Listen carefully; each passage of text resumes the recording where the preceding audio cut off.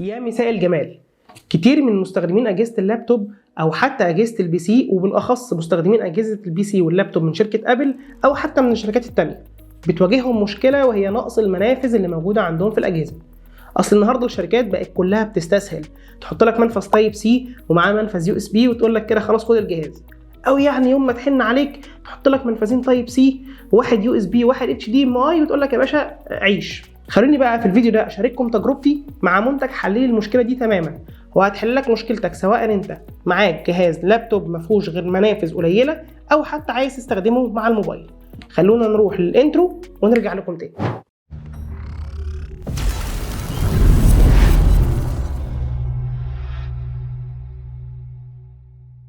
ورجعنا تاني بعد الانترو. تعالوا بقى النهارده نتكلم عن المنتج اللي معانا، وهو من شركه ويو تحت اسم ويو الفا 11 in 1 يو اس بي سي هاب. اسم كبير صح؟ بس لا ما تقلقش، امكانيات المنتج اللي معانا النهارده جباره. خلينا نبدا معاكم من اول الكفر اللي جاي معاه. كفر مصنوع من خامتين، واحده منهم من الجلد وواحده ثانيه بماده اشبه من الفلين، وهي اعرض من الجلد، السماكه بتاعتها اكبر وهتوفر لك سيفتي وحمايه لليو اس بي سي هاب بشكل كبير قوي. خلونا طبعا نطلع الهاب اللي معانا كده ونركن الكفر ده. اول حاجه خالص هتلاحظها ان اليو اس بي سي هاب اللي معانا كله مصنوع من المعدن، ودي طبعا حاجه كويسه جدا عشان خاطر يستحمل معاك ويعيش معاك فتره اطول، ويبقى عملي كمان اكتر من البلاستيك او اكتر من الخامات التانية. هتلاحظ برضو هنا ان المكان بتاع اليو اس بي سي موجود معاه كفر صغير كده، حاول تحافظ عليه ما تضيعوش، عشان ده لو ضاع يعني هتدوخ حوالين نفسك قبل ما تلاقيه تاني، ده لو لقيته اصلا يعني. فحافظ عليه وتعالوا نركنه هنا كده. تعالوا بقى نتكلم عن المنافذ اللي موجوده في الجهاز اللي معانا الصغير ده. اول حاجه خالص هو منفذ اليو اس بي سي، اللي مسافه ما هتركبه في الجهاز اول حاجه هتخطر في بالك هتقول اوبا، لو الجهاز اللي معايا ما فيهوش غير منفذ واحد يو اس بي سي، وهو المنفذ اللي كنت بشحن منه او في نفس الوقت بنقل منه الداتا، انا كده خسرت المنفذ ده وكده مش هعرف اشحن اللاب بتاعي. هاجي اقول لك لا اصبر بس. الشركه هنا اول حاجه عملتها ان هي حطت لك مكان المنفذ اللي انت استهلكته ده منفذ تاني يو اس بي سي مخصص للشحن، فما تقلقش خالص لو انت جهازك في منفذ واحد، لانك اوريدي عوضته بمنفذ تاني. من الجنب من هنا هتلاقي فيه 4 منافذ يو اس بي عاديين، واحد منهم بسرعه يو اس بي 2، ده لو انت عايز توصل مثلا ماوس، لو انت عايز توصل كيبورد حاجه كده. وفي 3 منافذ بسرعه يو اس بي 3، واليو اس بي 3 اللي جاي هنا البورت بتاعها من يو اس بي 3.0، فبالتالي يعني السرعه بتاعتها هتبقى عاليه وكويسه جدا، وهتستحمل معاك لو انت عايز تنقل من هارد اكسترنال او حتى من فلاش درايف بكل سهوله، هتنقل معاك وبسرعه عاليه كمان. من الناحيه المقابله ليها على طول هتلاقي في معانا 4 منافذ تانيين، واحد للفيجا، فلو عايز توصل الشاشه اللي عندك والشاشه اللي عندك بتدعم الفيجا بكل سهوله هتوصله باللابتوب اللي معاك. وفي منفذ تاني وهو اتش دي ام اي، ده طبعا دلوقتي اللي موجود في اغلبيه الاجهزه كلها تقريبا. وفي معاك منفذين معجزه بقى، واحد للاس دي كارد اللي هو الكبير، واحد تاني للميكرو اس دي كارد. هو طبعا يعني حاجه كده هتوفر عليك بقى ايه الحوسه بتاعه الكروت الميموري وانك تبقى ماشي بريدر، لا هنا موجوده ما تقلقش. نيجي بقى من تحت من هنا هتلاقي في منفذين، واحد اللي توصل عليه السماعات الخارجيه بتاعتك، هو بيدعم الاستيريو وصوته نقي جدا، ده عن تجربه يعني. وواحد تاني منفذ تاني اللي هو الار جي 45.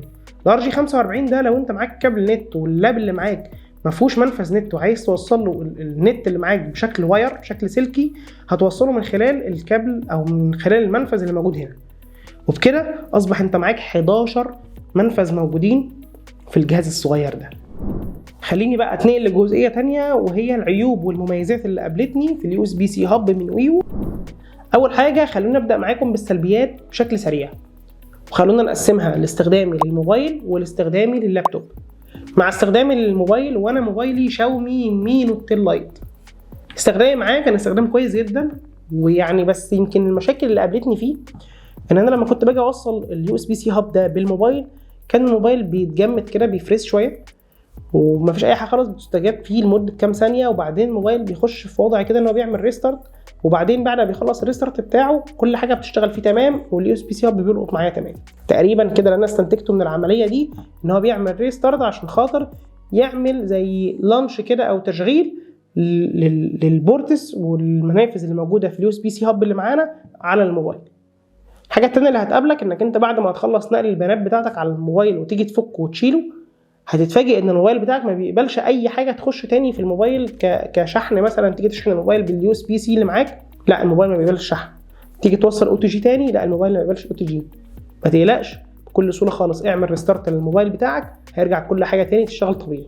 وده طبعا زي ما قلت لكم دلوقتي ده كان تقريبا استنتاج كده مني ان هو بيعمل ريستارت في المره الاولانيه عشان يدخلك في وضع اليو اس بي سي هاب، وبيعمل ريستارت في المره الثانيه عشان يطلعك منه ويرجعك تاني للوضع الطبيعي. النقطه الثانيه اللي قابلتني وهي كانت لما بوصل عليه اليو اس بي سي هاب، كان ساعتها الصوت بيفصل. انا مضطر ان انا اوصل سماعه خارجيه في المنفذ الاستيريو عشان خاطر اسمع الصوت اللي خارج من الموبايل من اليو اس بي سي هاب بس. انما السماعات العاديه اللي موجوده في الموبايل هي بتقف ما بتشتغلش اول ما بوصل الهاب ده. ده كده مشكلتي معاه في الموبايل. نيجي بقى للمشكله الثانيه وهي كانت في اللابتوب. بصراحه انا كنت مفتري حبتين في استخدامي معاه في اللابتوب. يعني لما كنت اجي استخدمه ما كنتش بوصل البورت واحد وخلاص، لا ده انا كنت اوصل اتش دي ام اي مع اليو اس بي بتاع الشحن، مع اليو اس بي سي بتاع الشحن، مع مثلا منفذين 3 من اليو اس بي 3 مع اليو اس بي 2 عشان خاطر الماوس مثلا او الكيبورد الخارجي. فكنت بستعمل مش اقل من 4-5 منافذ في المره الواحده، وكنت بستعملهم لفتره طويله. بس طبعا كعاده اي جهاز كهربائي بيتوصل بالكهرباء وكمان الخامه الخارجيه بتاعته من المعدن، فطبيعي جدا هيسخن معاك مع الاستخدام. فده طبيعي ما تقلقش. هو يعني ممكن تحس ان هو لما بيسخن بعد ساعه مثلا او ساعه ونص او ساعتين من الاستخدام هتحس ان هو بيتقل معاك شويه في الاستخدام، او يعني استجابته مش احسن حاجه زي طبعا الاول، بس هو ستيل شغال معاك ما فيهوش مشكله، مش هيعطل منك. ده كده كانت الجزئيه بتاعت السلبيات. لو هقلبها الناحيه الثانيه للايجابيات، فخليني اقول لك ان السلبيات اللي قلتها لك في الاول دي ما كانتش عائق اطلاقا معايا في ان استخدم الهب ده. الهب ده عملي جدا، حلو جدا، هينفع معاك في شنطتك، هيسعفك في مواقف كتير مع موبايلك، مع اللابتوب بتاعك، مع البي سي اللي عندك. هو هيسعفك جدا جدا جدا.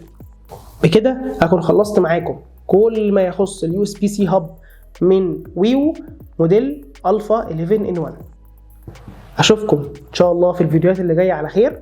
متنساش بقى لايك، شير، كومنت وسبسكرايب. يلا سلام.